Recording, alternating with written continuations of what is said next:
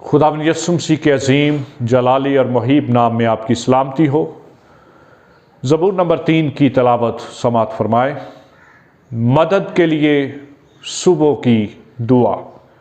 दाऊद का मज़मूर, जब वो अपने बेटे अबीसलूम के सामने से भागा। ऐ खुदावंद, मेरे सताने वाले कितने बढ़ गए, वो जो मेरे खिलाफ उठते हैं बहुत हैं। बहुत से मेरी जान के बारे में कहते हैं कि खुदा की तरफ से उसकी कुमक ना होगी सिला। लेकिन तू ऐ खुदावन हर तरफ मेरी सिपर है, मेरा फख्र और सरफराज करने वाला।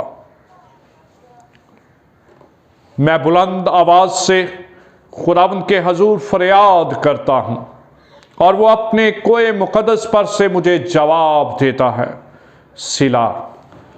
मैं लेट कर सो गया, मैं जाग उठा क्योंकि खुदावन मुझे संभालता है।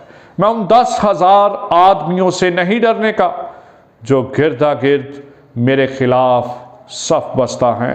उठ है खुदावन, ऐ मेरे खुदा मुझे बचा ले, क्योंकि तूने मेरे सब दुश्मनों को जबड़े पर मारा है। तूने शरीरों के दांत तोड़ डाले हैं। नजात खुदावन की तरफ से है, तेरे लोगों पर तेरी बरकत हो सिला। आमीन।